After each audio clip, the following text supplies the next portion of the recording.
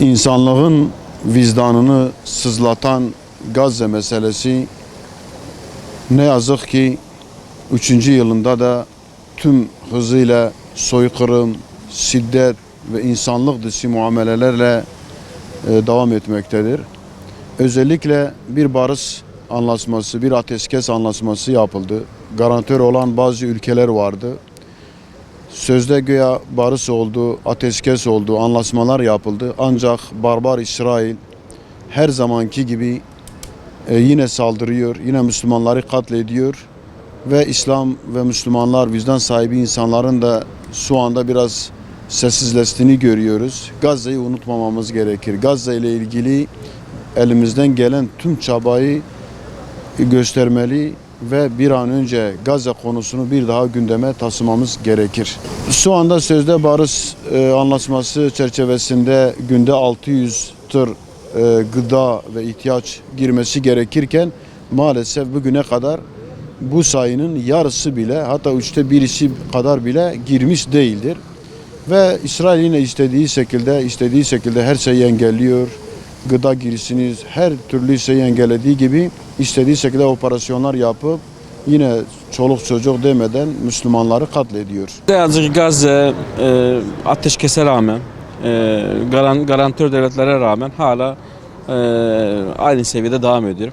Hala insanlar açlıkla mücadele ediyor. Hala İsrail istediği zaman istediği operasyonları yapıp insanları şehit etmeye devam ediyor. Bunun bu şekilde sürdürülebilirliği yok. Garantör devletlerin bir an önce devreye girmesi gerekiyor. Bu hususta bizim de artık gündemden düşürmememiz gerekiyor. Yani hem boykot meselesini hem diğer hususlarda Gazze'ye yapacağımız yardımları asla eksik etmemiz lazım ve hiçbir zaman da gündemden düşürmeden sürekli buna devam etmemiz gerekiyor. Çünkü Gazze'de hala kan akıyor. Gazze'de hala Müslümanlar, insanlar, mazlumlar ne yazık ki zulüm altında. Şimdi tabii şu anda Gazze sistematik bir şekilde dünya gündeminden düşürmek için çok cüz'i miktarda tırlar gidilmesine yardım ediliyor. Bu da göstermelik, işte dünyada göz boyamaya neden oluyor.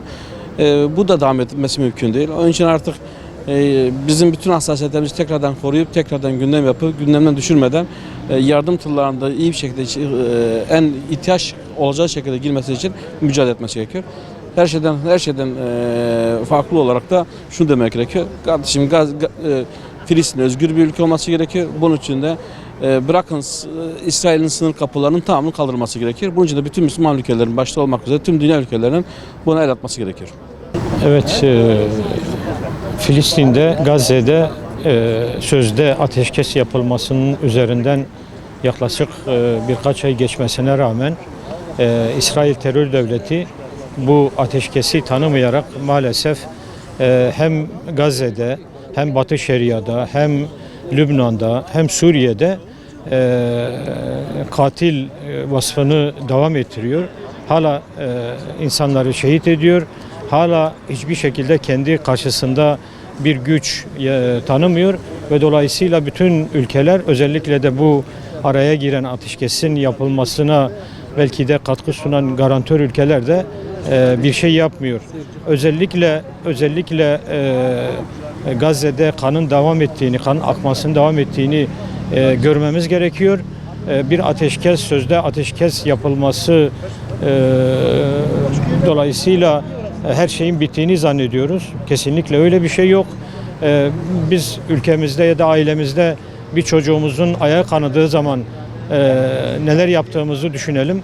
Ama bugün Gazze'de her gün hala onlarca kişi ölüyor, şehit oluyor. Lütfen bunlara daha fazla duyarlı olalım. Bir de ayrıca yine sözde anlaşmadan sonra, ateşkesten sonra Gazze'ye günde 6.000 tır gireceği vaadi vardı ve yine çok sınırlı tır girerek Gazze halkının sıkıntıyla, açlıkla mücadele etmesine sebep olmakta. Dolayısıyla bu konuda da duyarlılığımızı unutmayalım, sesimizi yükseltelim, Gazze ile beraber olalım her zaman, her yerde.